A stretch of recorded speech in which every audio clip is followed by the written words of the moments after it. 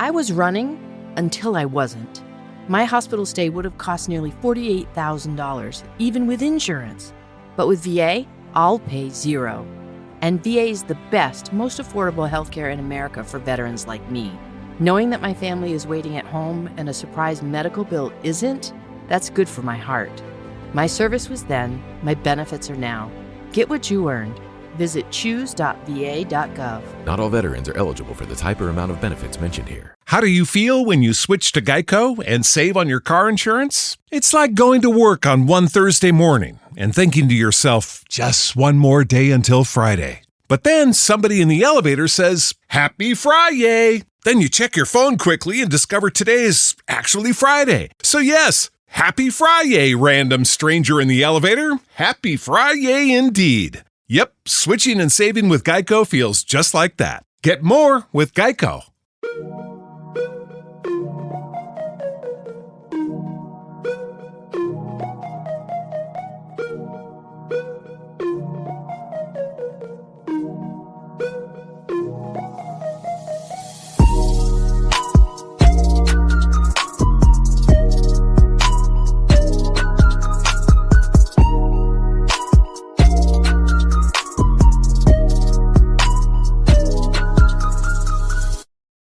Hello, everyone. Welcome back to another episode of Second and Saints. John Hendricks alongside Ross Jackson here. Hope everybody's doing really well. I know this is Ross's favorite time of the season because of how cold it is. Right, Ross? Oh, my goodness, dude. I cannot handle it. Can I tell a story real quick before we start? Of course. Is it too early for a story? No, it's never too early for you. I want people to listen to the show. I don't want to like jump in and tell a story and everybody run away. So we were out at Saints practice today, right? And we were out there on Thursday, and it was cold while we were doing like the coordinator conversations and interviews and stuff like that. But on Friday, it was even colder. And so Friday we were outside for the for like taking attendance and all that other stuff. Like reporters will go out. We'll just kind of like check off a roster, make sure everybody's there and stuff like that. And dude, as I was out there, it was so cold and the wind was blowing that my eyes just started relentlessly watering. I looked like I was out on the sideline bawling my eyes out for no reason at all. I'm sitting there and I was like trying to use the binoculars a little bit to like keep my eyes not, to keep them shielded from the cold weather. But then I would have to take them down to like take a note and be like, all right, yeah, all right, Chase Young's here, I could check off Peyton Turner, yada, yada. And so I just looked like I was out there just bawling my eyes out at attendance. Like, I can't believe Bub Means isn't out here and everything. Like, my God. It was crazy. I'm so picturing, cold. I'm picturing No Sean Marino. Remember when he was yeah. Just like all the things like respectfully, but that's kind of what I'm doing. But that's crazy. Yeah. Like I said, Ross loves the cold weather and I hate it. Saints are going up to a cold weather atmosphere. Not that actually matters. I heard somebody say something earlier this week. You're like, yeah, but you didn't talk about the weather. I'm like, they played in Cleveland when it was like negative temperatures and they were just fine. So that narrative was like Sean Payton, Drew Brees, all that other stuff. I don't buy that narrative with them now. Like, it's one of their games that they're going to be, outdoors and it's going to be cold, but it's not that cold. Green Bay is going to be super cold. Green Bay is going to be a different story. Saints 4-8. We know what's kind of the vibe here, right? Like there's only hope is a path to the division. They got to win out practically, and they're going to have some help. But, obviously the Rams loss last week was kind of detrimental to their season. Had they won that game, I think they were going to be in a better position, but now they go to the Giants. They got Washington still on the schedule. They got Green Bay on the schedule still. Those are two very tough games, and it's really hard to see them kind of winning out here because they would have to also beat Tampa at the end of the year. But, regardless, a 4-8 team, Darren Rizzi, there's still a lot to play for here, obviously. No Taysom Hill. That's a big loss for this team, but they are getting some reinforcements. They're getting their offensive line back this week, the whole starting crew. But, I guess the question, Ross, is does that matter? And what do Saints fans have to look forward to in this game since, 4-8, you're kind of checked out, I guess, in some aspects. Not the team, but fans. Yeah, I think one of the things that's really valuable that you get an opportunity to learn in this game is, can the Saints produce on the ground without Taysom Hill, and can they get their offense going without Taysom Hill? I think that's really valuable to watch this weekend, because we don't know if Taysom's going to be a part of the equation in 2025. Like, if we're just being honest, and that's separate from the season-ending ACL injury, and he's now been moved to injured reserve officially Friday evening.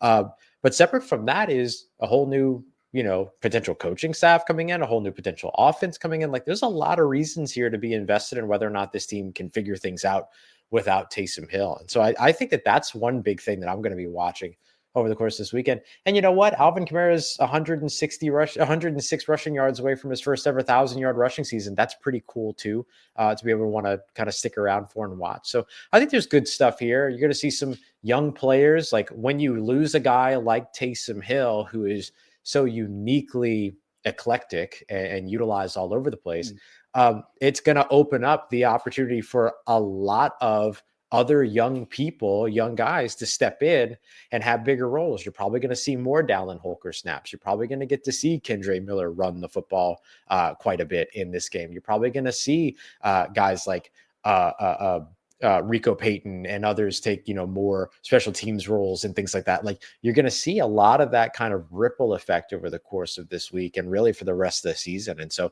if nothing else, tuning in for the rest of the season is about looking and seeing what you have in terms of young talent on this team and what you might be able to build around in the future.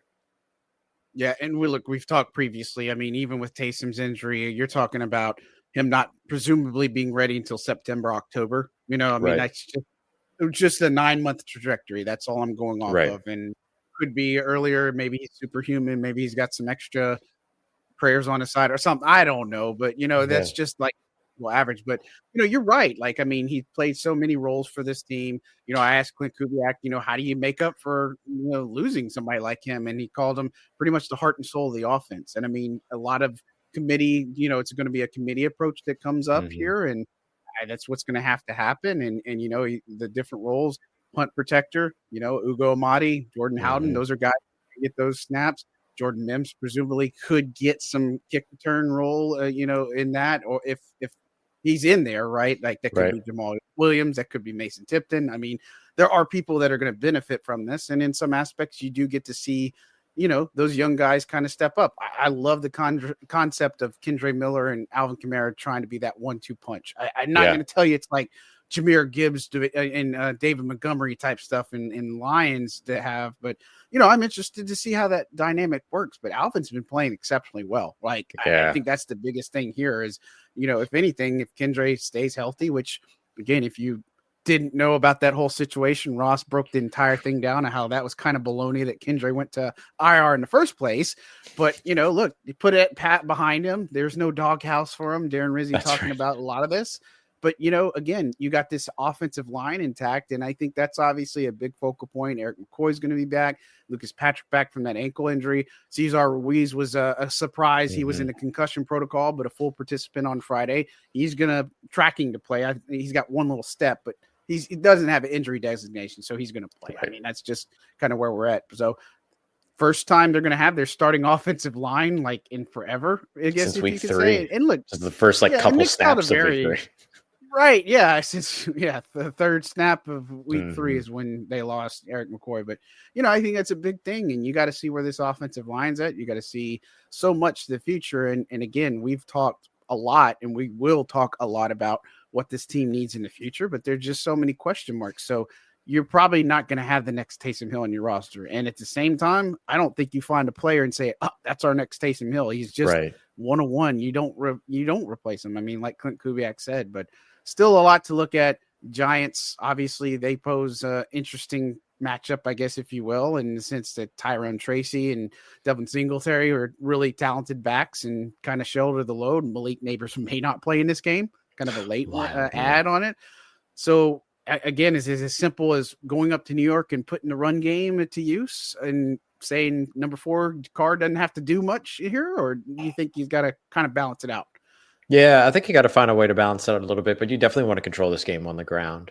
You put that New Orleans Saints defense out there up against the New York Giants offense that can run the football and that runs particularly well between the tackles. I think they're the fourth best team on a rushing yards per game average when running between the tackles. The New Orleans Saints are one of the worst teams in the NFL in defending the run, one of the worst teams in the NFL defending the run between the tackles specifically as well, or outside the tackles. It kind of doesn't matter.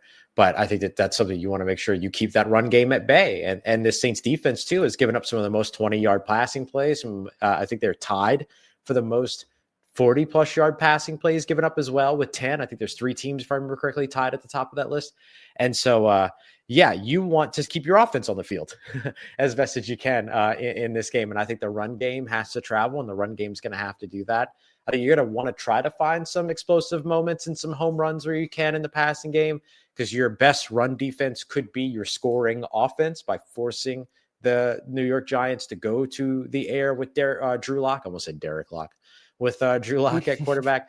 But yeah, I think that this one really kind of has to come down to, can you win the run game on both sides of the football, offense and defense? And John, I think you probably agree too. Special teams has to play a big role here in terms of controlling field position and field position starts and things like that as well. Yeah, and I mean, you just look at how this is going to play out. I mean, as far as the way the Saints have talked about it, like Joe Woods saying, kind of, look, it's just gap integrity. It's little things, right? But these little things have kind of crept up, and they've been a problem. Like on that big old pass play last week, I think you asked about the Demarcus Robinson play, and the fact is, like, they got it a couple plays before, but then in that one they got too relaxed on it, and then that's what happened in the big play. So it's just, I want to see the details. Obviously, get cleaned up a good bit. Are they gonna totally limit Tyrone Tracy? I don't know. He hasn't had the greatest games lately, but this is a chance for him to obviously ball out a good bit. But you're right. The Saints, if they can get a couple of scores and take the Giants out of it pretty early, which I think that's, we've seen the team get off to pretty good starts, right? Yeah. They've got a pretty good starts, but really when they hit that third quarter, I think, regardless of if it was DA or Darren Rizzi, they just go flat after halftime. I don't know why that is, but they just seem to struggle a little bit there. And whether it's defensively, I mean, they played exceptional against the Rams in the first half, but 30 minutes of football doesn't win you a football game, right? You got to play all 60 minutes there. And Saints fans know that as well. But, for New Orleans, can they get that run game stopped? I think is more what I am a little bit more concerned. I think they can move the football. I know that they can move the football. I think they can get a little bit creative. It'll be interesting to see the receiver situation. What do you do with the Kevin Austin Jr. now that you can't call him up? Neither can you call up Dante Pettis. Taysom Hill just went to IR, but we know Kendre Miller is going to probably come back in one of those spots, and then Tano is possible to get a boost to the pass rush too. Yeah. One of the things that I asked Darren Rizzi about on Friday was like, what are some of the things that they're doing differently in practices now that they're coming off of a loss? Like what shifted, what changed, things like that, because, we've heard all the things they're changing in practices coming off wins, but what about this? And one of the things that he talked about was, you mentioned that second half struggle. They've been ramping up the intensity of the second halves of their practices to sort of train a little bit of that, like longevity, consistency type of rhythm a bit, if you will. And so that's been a big adjustment for them over the course of this week. They've also spent a lot of time working on third downs in particular, which is a place where they have struggled a bit over the course of the past few games, not being able to keep the offense on the field once they get to third downs. They do a good job in those drives where they can go first down, second down, first down, second down, and all those types of things. But, it's been a challenge once they get to that third down area. So they've been working on both of those things, trying to make sure that they're keeping that energy and intensity up in the second halves of their practices in the hopes that will translate to the second halves of games. And then focusing on those third downs as well. And keep in mind, too, Nick Saldiveri could potentially go to injured reserve. I expect a bunch of roster moves on Saturday, including, as you mentioned, guys like Kevin Austin Jr., Dante Pettis, Kendre Miller potentially getting up to the active roster. With Taysom Hill now on IR, that's one roster spot open. They can open another one with Nick Saldiveri going to injured reserve, and then they might be able to find another roster spot somewhere to get both those wide receivers and their running back and Kendre Miller up on that active roster. I don't think we're going to see Tano Passanio this week from what it sounds like and from what I've heard, but we'll see. But I think that he and Bub Means are probably more likely to return the next couple of weeks. Certainly the next week for Tano Passanio, because that's when his 21-day window will be completely up by then. So, I expect a flurry of roster moves on Saturday for sure. Yeah, I think what comes to mind for me is it's either going to be Shane Lemieux or Kyle Hergel. I think they probably would keep Lemieux in there, but Hergel probably would be the one that they would, waive and then bring him back on the practice squad, presumably. But, I'm not the Saints front office, and that's going to be an interesting conversation. We're going to touch on that, too, when we come back. How do you feel when you switch to Geico and save on your car insurance? It's like going to work on one Thursday morning and thinking to yourself, just one more day until Friday. But then somebody in the elevator says, Happy Friday! Then you check your phone quickly and discover today's actually Friday. So yes, Happy Friday, random stranger in the elevator. Happy Friday indeed. Yep, switching and saving with Geico feels just like that. Get more with Geico.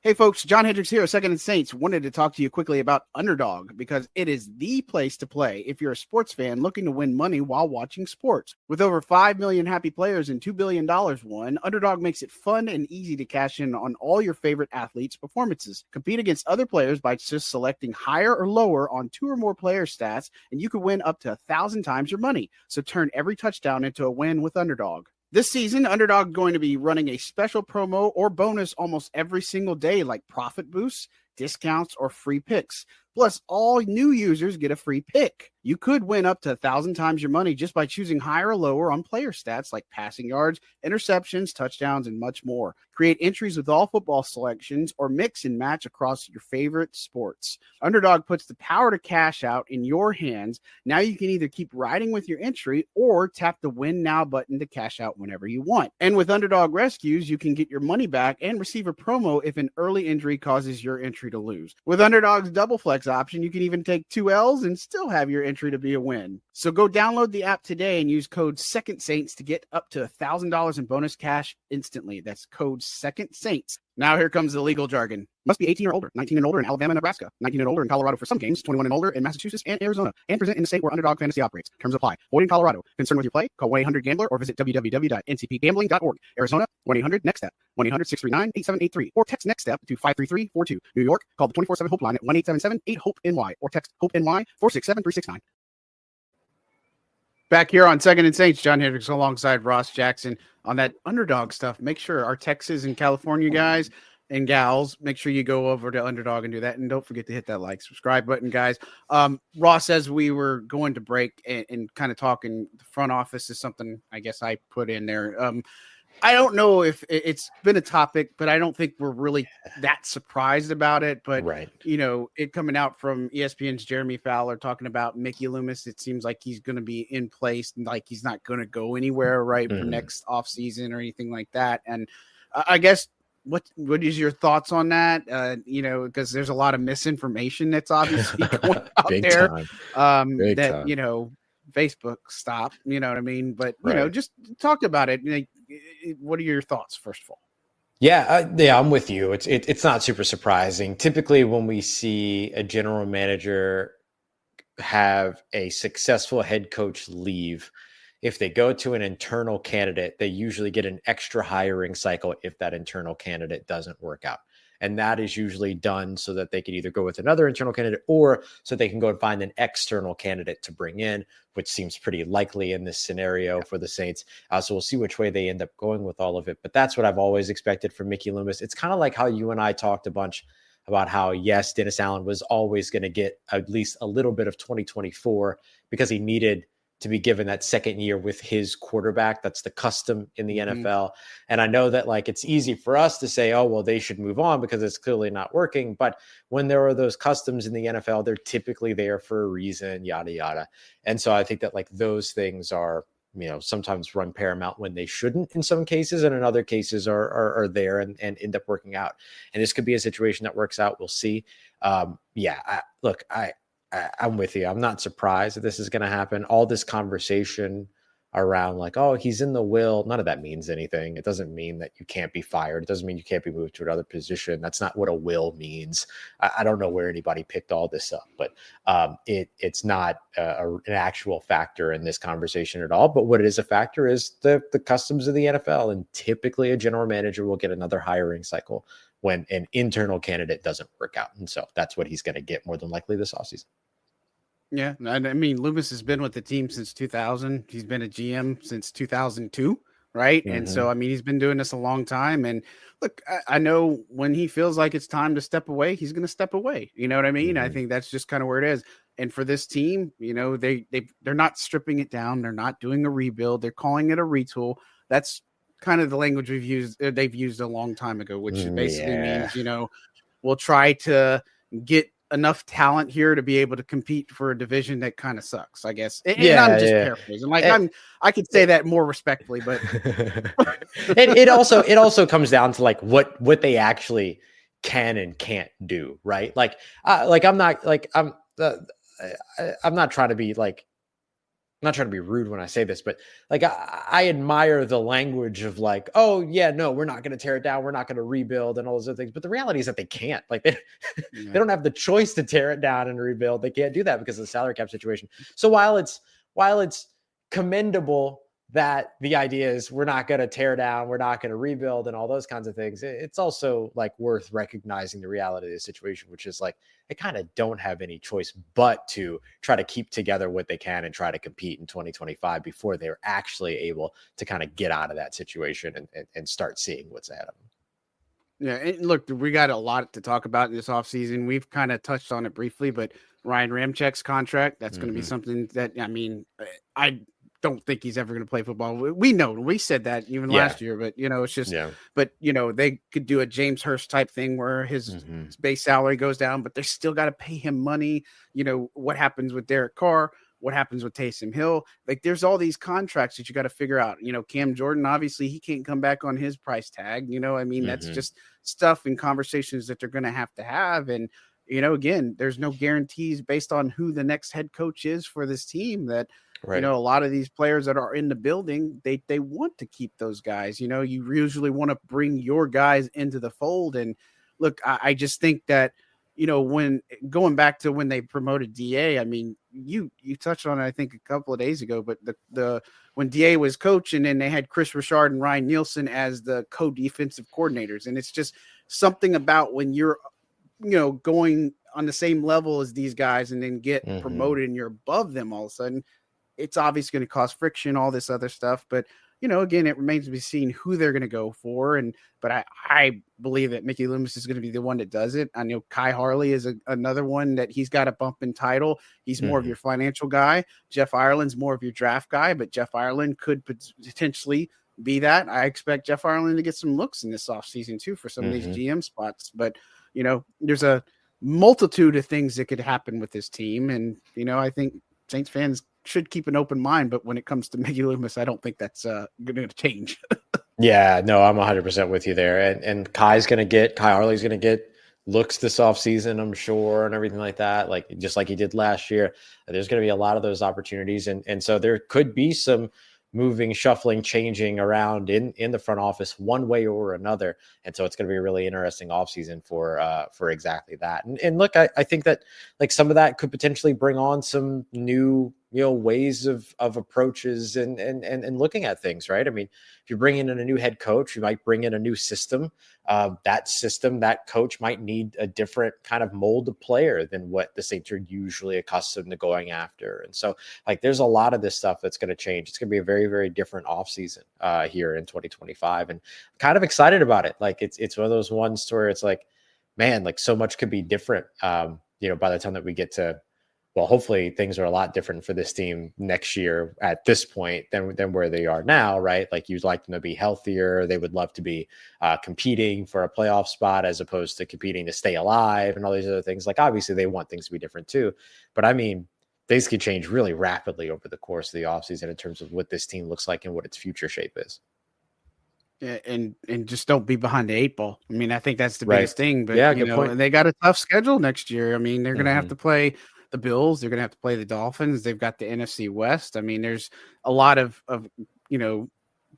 pretty good opponents. I know the NFC West hasn't been that great this year, but again, next year, I expect some changes there, obviously, and some teams that are going to be on the rise, I guess, if you will. And, again, what happens with Atlanta, that whole Kirk Cousins thing. I mean, I Oh my think we goodness. talked about that on this pod that, it was going to end sooner or later, but that's why I picked the Bucs to win the division. You know what I mean? Like, I just know that it was going to come crashing down to reality at some point, but for New Orleans, I mean, and again, I don't want to get too much in the next year off season because we still got a season to talk about, but it's going to be fascinating to talk through all the things that could happen, all the coaching candidates that could be here. I think Aaron Glenn's probably one of your top candidates. I think Vance Joseph in Denver might be a sleeper candidate to some aspects, but I love without going on a soapbox, right? Because we know minority head coaches, obviously that's a thing that's not as much and prominent, but I'd love to see a Aaron Glenn or a Vance Joseph or somebody like that comes in. I think Ben Johnson is somebody that's going to stand firm on what he wants out of a next team, and he's going to want to have to go to that situation too. But I just think there's something to be said about a future head coach that's a little bit different, and I think that's a good thing.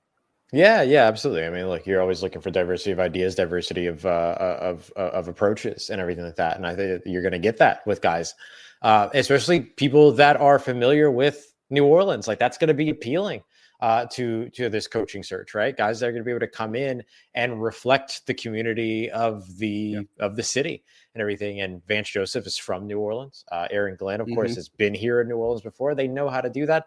And honestly, I think Ben Johnson's personality would be a fit too. I think the Saints are being kind of discounted on how good a fit they could actually be for Ben Johnson, who's looking for alignment between head coach and general manager, which we've seen the Saints show over and over and over again. And he's looking for a team that's going to be able to, or a franchise that's okay with the time that it's going to take to get things going, which this team kind of has to be. They don't have a choice. And they've also proven to be a very patient organization. And then the other thing that he was talking about was a team that's not, or an organization that's not afraid to look at what went wrong and do the things that are necessary to fix it. And I think in the last 2 seasons, you've seen that from New Orleans. I know a lot of people will argue that point, but they've moved on from Pete Carmichael when the offense wasn't working, flipped in their entire offensive coaching staff. The year before that, they flipped their entire defensive coaching staff. This year, in the middle of the season, for the first time since the 80s, fired a head coach mid-season, traded away Marshawn Lattimore. Like, there's going to be a lot of these types of moves that I think show, like, okay, this wasn't working, that wasn't working. Here's where we can get better. Here's where we have a chance to do something. And you saw the New Orleans Saints identify that in themselves and make those moves. And so I think that's an example of where maybe a guy like Ben Johnson shouldn't be completely counted out here in New Orleans either. Yeah, I agree. There's a lot of candidates on the table. I mean, again, we got so many to go through. And again, I just hope that they vet the process, right? Like, let's be real and let's see him cast a wide net. I don't know how much Gail's going to be involved in this search too, but since she kind of spearheaded the DA thing, you know what I mean? So I think she might have some input. Obviously, it would definitely make a lot of sense, but obviously we kind of diverted from the Giants game talk, but going back to that, there's an actual game. We've kind of talked about what needs to happen. I don't think it's anything. The Giants aren't a good team. I don't really have to sit here and say, who do you think's going to win? Probably, unless you think the Giants are going to win. But I definitely think the Giants are going to lose. See what I did there? Gotcha. I gotcha. Twist. Yeah, I just think it's just something where, if you go into this game and let's say they do lose this one somehow, I just don't know what that says about your football team after you come off the Rams game. That would be where I'd say maybe they checked out. Maybe something's happened. I don't know. I don't want to go down that road, but for all intents and purposes, the reality is they should win this game, right? Which sets up a really big, important date with the Commanders, who haven't been playing so hot, which, oh, by the way, Marshawn Lattimore's first game is supposed to be in New Orleans. Of course. Everybody knew that was coming. That's pretty crazy. That's insane. And he's going to be able to go up against a New Orleans Saints team that doesn't have its top 2 wide receivers and like all this stuff. And it's just, that's going to be, I don't know. It's going to be really interesting to see, because I'll tell you what, though, if there's anybody that knows Marshawn Lattimore's struggle points, it's the New Orleans Saints. And so maybe they're the team that decides to go out there and just start flinging it at them and finding a way to do that. But I don't know. It's just like, what more can you ask for in terms of drama, right? My goodness.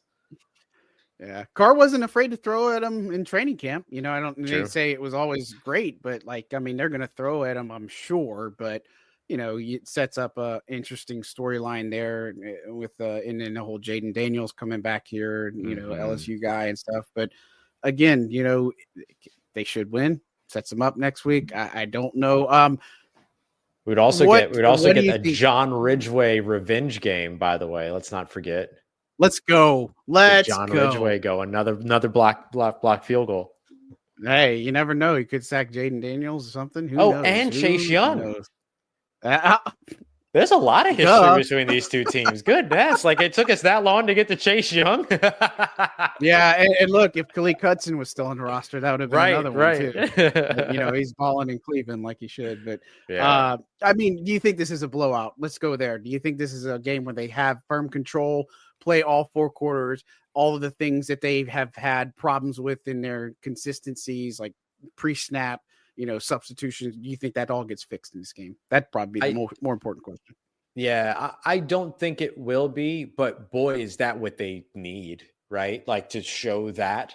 One of the things I talked about over on Locked On Saints not too long ago is that this is kind of an important game for Darren Rizzi, right? To prove that he can go in and handle a highly emotional moment. I mean, he grew up, he used to live 15 minutes away from MetLife and everything. And now here he is, having grown up in New Jersey, getting to go back and, you know, coach this game as a NFL head coach in front of his friends and his family and all those other things, like Bergen Catholics doing some event or something or some stuff around the game and stuff like that with him. It's like, it's just really cool. And so, like, can you handle the emotion of that moment and lead a team to a big statement victory? And I think that becomes even more important because 2 of the guys that we just talked about as top candidates for this team just impressed like hell on Thursday Night Football. With Aaron Glenn coaching that defense that has like nothing left in terms of healthy players and everything. And Ben Johnson doing what he does well over on the offensive side of the football. So every Saints fan and every, you know, coaching staff, every fan of a team that's looking for a new coaching staff just got impressed and wowed by both of those guys. Now every Saints fan is going to be looking at Darren Rizzi going, well, what do you got? And this is a real moment for him to be able to show something. So I think that a blowout victory would help there. I just don't see it coming. I think this is going to be low scoring, kind of not necessarily like a lot of separation in this one. But man, a blowout victory or a big victory, something like that would be excellent for the Saints in this game. How do you see it playing out? Yeah, look, I think that they're going to lean on that ground game. I think Alvin and Kendra are going to power them a little bit here. And look, I'd say they probably beat him by at least 10, right? I just think that they'll beat him by 10. But if they keep it close to this team, that's, you know, one of the league's worst, then that's a little bit it's a little bit concerning and disheartening too, because this is the game where they're supposed to go in and avenge the Rams loss, right? Like that's the way I see it, at least, and then carry that momentum going against Washington, which maybe they can pull off the upset. Maybe they could be a team that can, you know, really hurt some of these guys down the road, you know, not literally, but like hurt a Washington or hurt a Green Bay. I mean, that would be something, or even hurt a Tampa. Who knows? You never know what's going to happen. And so it's fun to play spoilers sometimes. Yeah. I mean, it's, again, are they going to get 5 straight wins and win the NFC South? Probably not. And if they do somehow do that, then I will eat crow. It's great. I don't know what something, but yeah, I'd be happy, but you know, I just don't see it. I just don't see it. You guys don't. Yeah, I'm with you. They're like, you guys, you know, you guys can say it too, but you know, I don't know. But it sets up some interesting stuff. But we'll be up there, obviously, and we'll be not doing pre or post game on the field because Ross might turn into an igloo. You might end up being like Jack Nicholson from The Shining. That's right. I won't make it. Yeah, I won't make it. We'll do that. We'll do that from the press box somewhere. Yeah, we'll figure it out. Find us a booth. Yeah. I'm gonna have to go down there. I'm gonna have to go down there to do my TV hit though, and it's gonna be the worst. Oh yeah. We got to go You're on the there worst. and hopefully, and you were talking about Rizzi growing up. So trivia for those who are listening or watching too, but it wasn't always MetLife Stadium. If you That's know right. before, if I say it, it was the Meadowlands a long Meadowlands. time That's ago. right. So yeah, old days are there. But anyways, I digress. Ross, what have you got coming up on Locked On, speaking of, and LouisianaSports.net? Sheesh. Let's see. Nothing at all, right? Huh. Preview. Right. Nothing. Don't worry about it. Preview for this game over at Locked On Saints, which includes a look at what Alvin Kamara and Kendre Miller need to do specifically in order to be able to take advantage of where New York is kind of weakest in their run defense, which is between the tackles. And then over at LouisianaSports.net got a one-on-one with Spencer Rattler, where he kind of detailed a little bit about like what he's learned, how he's grown, and what his offseason is going to be. That was really cool.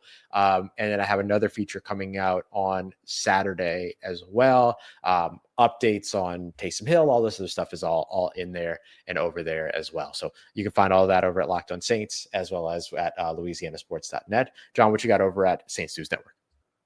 Yeah, normal game coverage this weekend. Obviously, there's a couple angles I want to work in. And I didn't say this earlier, but one of the things that I really liked that Phil Galliano said that I think it should be brought up if you didn't see that interview was JT Gray and the way he handles things with his team. He was talking about how JT has a special teams meeting on Saturday morning with the players that no coaches are involved. Like JT's the one that handles that. And that's pretty crazy because I asked him about, the question about Rico and JT playing kind of meet at the punter, and he gave a wealth of information on special teams. I know people don't care about special teams and all this other stuff, but we do. And if you're going to listen to us, you're going to care about special teams too. So, but yeah, I got a couple of things there, and obviously some stuff like Kubiak had said, and really how this team functions without a Taysom Hill. What that looks like. That's kind of the biggest thing. So. All right, Ross. Well, I hope you get a chance to thaw plenty before you travel up there to the Northeast. I think that we're going to at least see one fan while we're up there, so that'll be exciting. Yeah. Maybe some more, but obviously make sure you guys, when we travel, and if you're in the area, say hi, obviously, or let us know. We'll try to make it. And same thing at the Superdome. We've met some fans of the show and stuff, so it's really cool to meet you guys, and thank you so much for supporting us. Don't forget to hit that like and subscribe button. Ross, any parting words of encouragement? It's okay. Yes. Yeah, you can do it. Whatever it is, you can do it. There's my parting words of encouragement. Dang the haters. You can do it. Yeah, I love it. Couldn't have said it better. 19 days till Christmas, guys. Thank you so much for tuning in to us. Another episode of Second and Saints in the books. We will talk at you very soon. Love you. How do you feel when you switch to Geico and save on your car insurance? It's like going to work on one Thursday morning and thinking to yourself, just one more day until Friday. But then somebody in the elevator says, Happy Friday! Then you check your phone quickly and discover today is actually Friday. So yes, Happy Friday, random stranger in the elevator. Happy Friday indeed. Yep, switching and saving with Geico feels just like that. Get more with Geico.